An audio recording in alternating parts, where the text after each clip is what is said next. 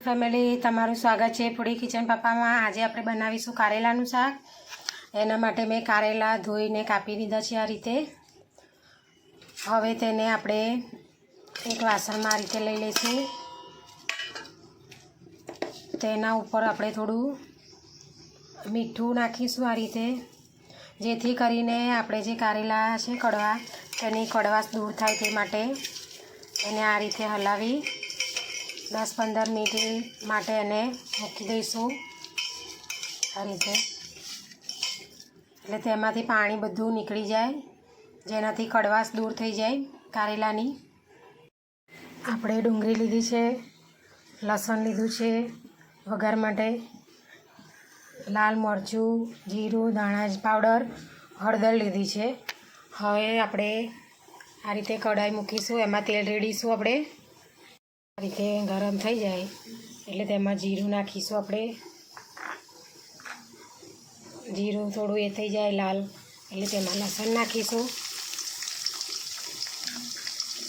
લસણને થોડું આપણે ચડવા દઈશું આ રીતે, થોડું બ્રાઉન રંગનું થાય પછી એમાં ડુંગળી એડ કરીશું આપણે।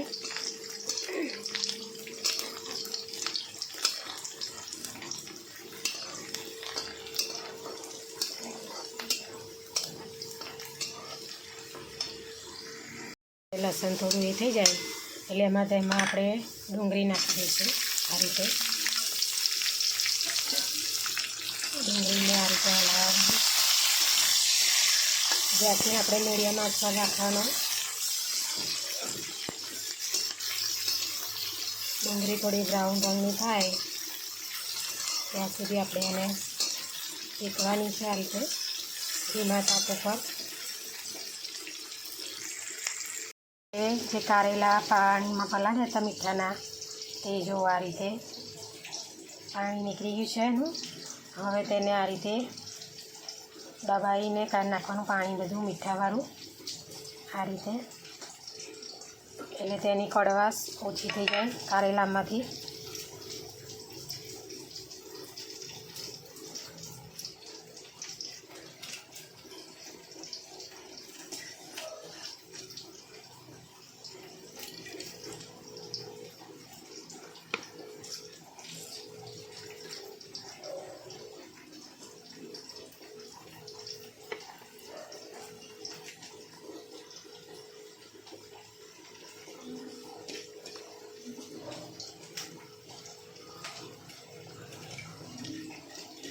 આ રીતે કારેલા બધા આપણે કાઢી લઈએ।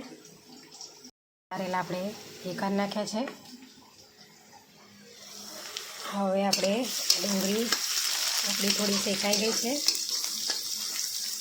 હવે તેમાં આપણે કારેલા નાખી દઈશું આ રીતે।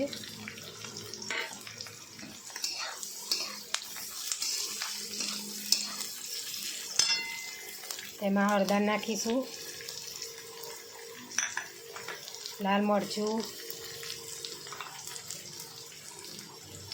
ધાણા પાવડર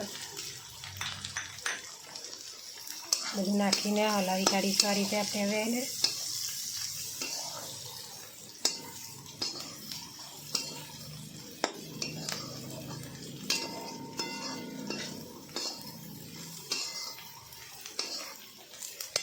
મીઠું આપણે સ્વાદ પ્રમાણે લઈશું, કારણ કે આપણે પહેલાં ઓલરેડી કારેલામાં મીઠું નાખેલું છે એટલે।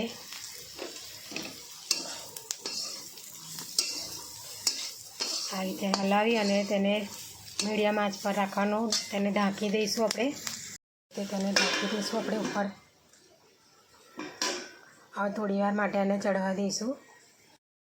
આપણું શાક ચેક કરી લઈએ થયું છે કે નહીં।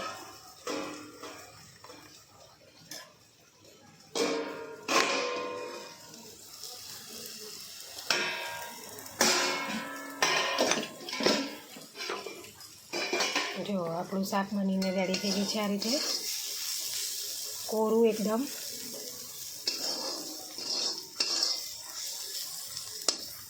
કારેલા ડુંગળીનું શાક તો આપણે સર્વ કરીશું। શાક બનીને રેડી થઈ ગયું છે કારેલાનું શાક।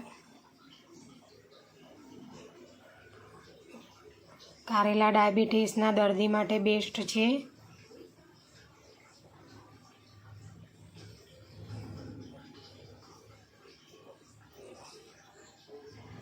જો અમારી વિડીયો તમને પસંદ આવી હોય તો લાઇક શેર સબસ્ક્રાઈબ કરવાનું ભૂલતા નહીં. Thanks for watching.